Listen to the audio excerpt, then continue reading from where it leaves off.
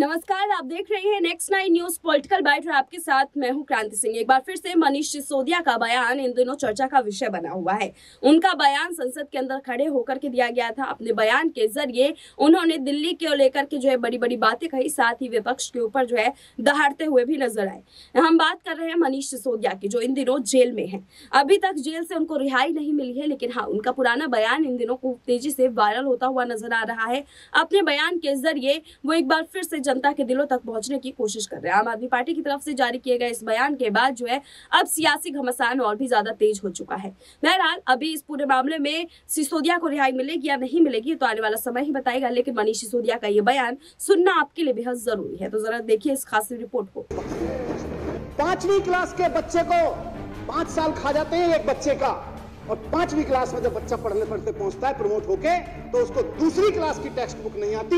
ये आपका रास्ता है, ये आपको मुबारक हो। हमें ये रास्ता नहीं चाहिए। हमारी देशभक्ति ऐसी है, हम बिल्कुल ऐसी देशभक्ति नहीं करना चाहते हैं अध्यक्ष महोदय। हमारी देशभक्ति तो बच्चों को क्वालिटी एजुकेशन देने की है। हमारी देशभक्ति तो इस बात की देशभक्ति है, हम तो उस रास्ते पे चलना चाहते हैं जिसमें देश के एक एक बच्चे को क्वालिटी एजुकेशन मिले। सारे नेता अपने बच्चों को प्राइवेट स्कूल में पढ़ा लेते हैं, गरीब बच्चे को नगर निगम में पढ़ाते हैं और कहते हैं इनका क्या है, ये तो पढ़ जाएंगे तो सवाल पूछने लगेंगे। मुख्यमंत्री जी ने कहा इनका रास्ता ये, हम इस रास्ते पर नहीं चलेंगे। आप सिर्फ बात करते हो। उस भारत माता का एक बेटा जिसके भारत माता की जय आप कह के कहते हो कि हम देशभक्त हैं, जोर से जब भारत माता की जय का नारा लगा के आप कहते हो हम देशभक्त हो गए हैं, उस भारत माता का बेटा किसान अगर आपसे दिल्ली की सत्ता में कुछ कहने आता है तो आप उसको दिल्ली की सत्ता में पहुंचने से पहले बॉर्डर पे कीलें ठुकवा देते हो उसके रास्ते में और कहते हो हम देशभक्त हैं। आप किसानों का रास्ता रोकने के लिए नुकीली ऐसी कीलें खड़ा कर उसके फोटो खिंचवा के दहशत फैलाते हो। ऐसे लगता है जैसे किसान मिलने नहीं आ रहा है, दुश्मन देश चढ़ाई करने आ रहा है। आप किसानों से मिलने से रुकने के लिए, किसानों से सवालों से बचने के लिए उनके रास्ते में कीलें ठुकवाते हो और आप कहते हो देशभक्त हो।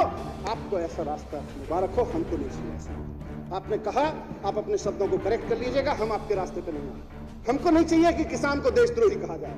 जिस किसान का बेटा बॉर्डर पे जवान बन के बैठा हुआ है, आप देशभक्ति की बात तो करते हैं।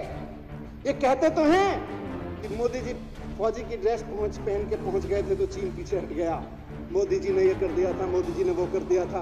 कहते तो हैं। उस जवान की शहादत का, उस जवान की बहादुरी का क्रेडिट तो लेते हैं, लेकिन वो बेटा, उस किसान का वो जवान बेटा अगर खड़ा होके वर्दी पहन के ये कह दे कि मुझे फौज में जो दाल मिल रही है उस दाल में पानी ज्यादा है और दाल कम है, उसे पागल करार दे देते हैं और उसको नौकरी से निकाल देते हैं ये लोग। ऐसी देशभक्ति आपको मुबारक हो। हमें और हमारे देश को ऐसी देशभक्ति नहीं चाहिए। देशभक्त कहते हैं अपने आप। जवानों के काम का क्रेडिट लेते हुए शर्म नहीं आती? जिस जवान ने यह कहा कि मुझे दाल नहीं मिल रही है, दाल के बदले पीने का पानी मिल रहा है, उसको पागल करार दे दिया इन लोगों ने और उसको नौकरी से निकाल दिया इन लोगों ने। उसका क्रेडिट लेते हैं और कहते हैं हमारी राह पे चलो। ऐसी राह मुबारक हो जहां हम अपने जवानों को पागल कहते हैं। अगर वो हमारा जवान खाना खाने को मांगे और कहे दाल तो ठीक से दे दो यार, ऐसी आपको मुबारक हो। हमको वो रास्ता नहीं चाहिए। आप देशभक्ति की बात करते हो।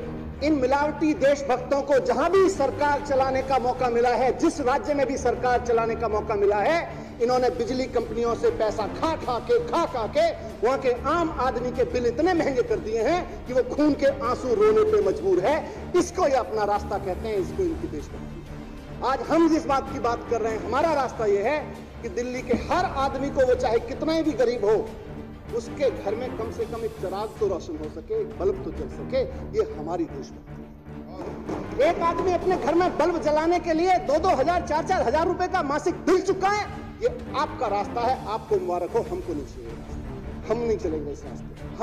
हमें तो खुशी है। अरे आप भी देशभक्ति करो, हम भी देशभक्ति की बात करें। कांग्रेस वहां भेत्ता में बैठी है, बंगाल में जो पार्टी। मनीष सिसोदिया का आपने ये बयान सुना। बयान सुनने के बाद आप लोग के क्या तर्क है, कमेंट बॉक्स में हमें जरूर बताइएगा। अभी के लिए बस इतना ही। देश दुनिया की तमाम बड़ी खबरों के लिए देखते रहिए नेक्स्ट 9 न्यूज पॉलिटिकल बाइट।